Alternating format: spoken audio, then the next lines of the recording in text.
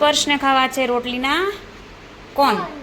હા, એટલે સ્પર્શને રોટલીના કોન ખાવા છે. એના માટે આપણે પહેલાં મૂકી દઈશું થોડાક બટેકા બાફવા માટે. એમાં મેં થોડુંક મીઠું નાખ્યું છે. અને હવે કુકરને બંધ કરીને આપણે ચડાવી દઈશું એને ગેસ ઉપર. રાઈટ. સ્પર્શુભાઈને કોણ ખાવા છે, એટલે સ્પર્શુભાઈ બહુ જ જલ્દી ઉતાવળ કરીને બેસી ગયા છે પ્લેટફોર્મ ઉપર ચડીને. અહીંયા અમે રોટલી તૈયાર રાખી છે. આજે સ્પર્શુભાઈની રજા હતી એટલે અમારે એને રોટલીના કોણ બનાવી દેવાના હતા. એને પચુભાઈ, એટલે એને આપણે રોટલીને આવી રીતે 4 ભાગ કટ કરીને પછી એના બનાવશું કોણ. અને એના માટે મસાલો બનાવવા માટે મેં ઓનિયન કટ કરી લીધા છે. આને શું કહેવાય? શું કહેવાય? મશરૂમ. મરચું કટ કરી દીધું છે. અને આને શું કહેવાય? લેમન. લેમનનો થોડો રસ નાખીશું.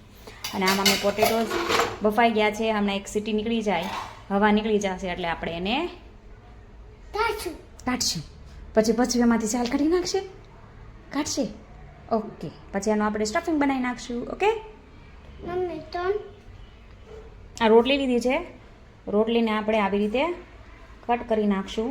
અમારા પચુભાઈને હારે કટ કરવું છે એટલે મેં એનો હેન્ડ્સ પકડ્યો છે. પછી અહીંયાથી આવી રીતે કટ કરી નાખશું આપણે. આમ કરીને આમ થઈ ગયું ને કટ. હવે આ રોટલીને આપણે આવો ટ્રાયંગલ શેપ આપવાનો છે. આને અહીંથી આમ કરીને આમ જોઈન્ટ કરવાનું આપણે આવી રીતે, એટલે આ બની જશે કોન. પછી આમાં આપણે ભરીશું મસાલો. ઓકે. તો આ કોનને જોઈન્ટ કરવો પડશે ને આમથી આમ, બરાબર. તો એ જોઈન્ટ શેનાથી કરીશું આપણે? એના માટે આપણે લઈશું ના, થોડો લોટ લેવાનો છે. એની અંદર આપણે થોડુંક પાણી નાખીશું.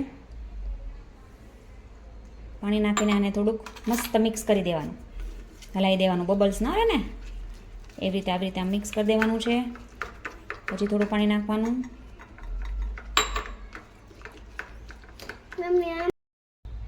હવે આપણે લઈશું 1 by 1 રોટલી. રોટલીને થોડુંક સ્ટ્રક્ચર અહીંયા અંદરની સાઈડ એક બાજુ લગાવીશું ચોકલેટ, અને પછી એક આ સાઈડ લગાવી દઈએ પછી આ જે અંદરની સાઈડ છે અને આ બહારની સાઈડ છે એને અહીંયાથી આપણે કોનમાં અહીંયાથી આમ ટચ કરીશું. સરખી રીતે કોન બને એવી રીતે, બરાબર ને?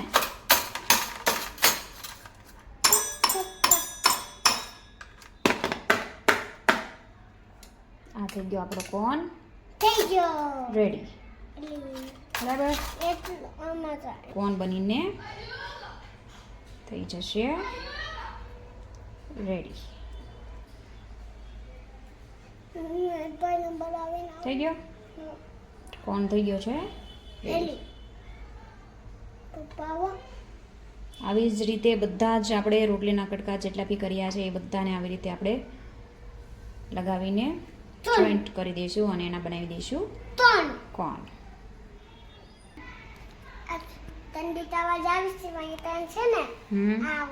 એવો કોન બનાવ્યો છે. પણ આમાં આઈસ્ક્રીમ નથી ભરવાનો આપણે પોટેટોનો મસાલો બનાવવાનો છે ને એ ભરવાનો છે. ઓકે.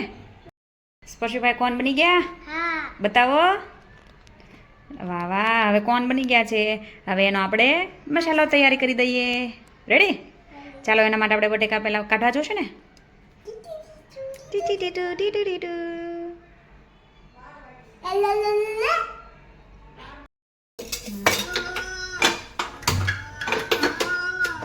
સ્ટફિંગ તૈયાર કરવાની છે. એમાં આપણે તેલ નાખી દઈશું થોડું. 1 પાવડા જેટલું તેલ નાખ્યું છે મેં. આવી રીતે આમ જો હિંગ નાખી દેવાની થોડી.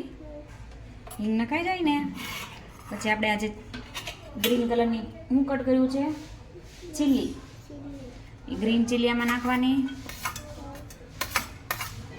પછી એને થોડુંક હલાવી દેવાનું આમાં. ગ્રીન ચીલી નાખી પછી હવે આપણે એમાં નાખીશું ઓનિયન.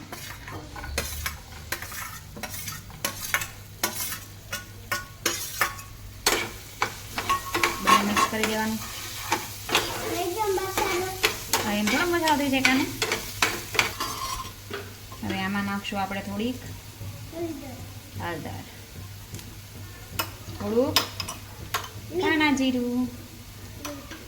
ધાણા જીરું પહેલાં નાખી દઈએ. થોડુંક મીઠું નાખી દઈએ. થોડુંક નાખીશું મીઠું. પછી એને કરી દઈશું આપણે મિક્સ.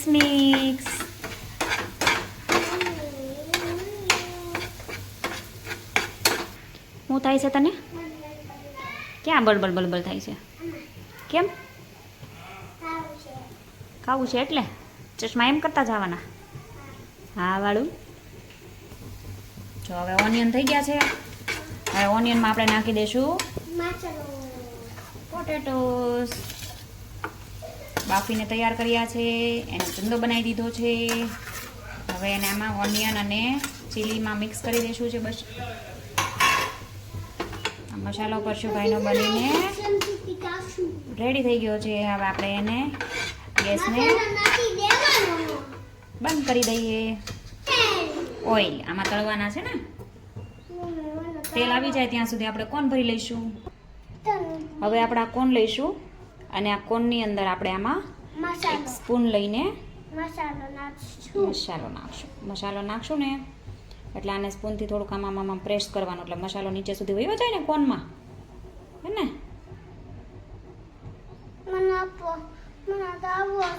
જેને તળવાનું છે આપણે તેલ મૂક્યું કે નહીં ગરમ?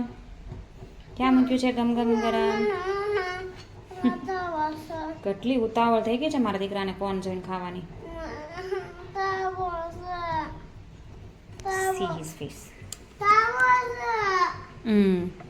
આલે ખા લે.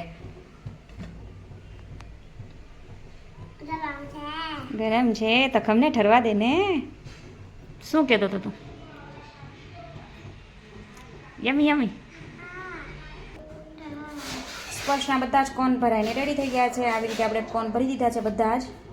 હવે તેલ આવે એટલે એને આપણે તળી નાખીશું. ઓકે,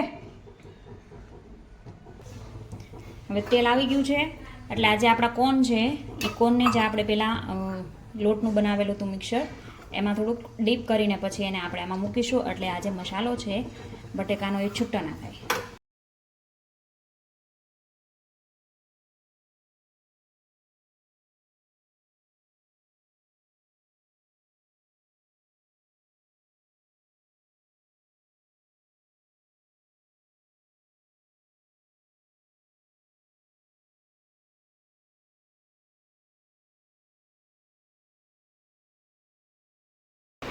સ્પર્શુભાઈના કોન થઈ ગયા છે. હવે સ્પર્શુભાઈ શેની સાથે ખાહે કોનને? સોસ સાથે ખાવાના છે ને? પછી પાછો કે છે કેવા બન્યા છે એમ. હા કશ ને સ્પર્શુ કેવા બન્યા કોન? યમી કોના ટમ્મીમાં? પસના ટમ્મીમાં.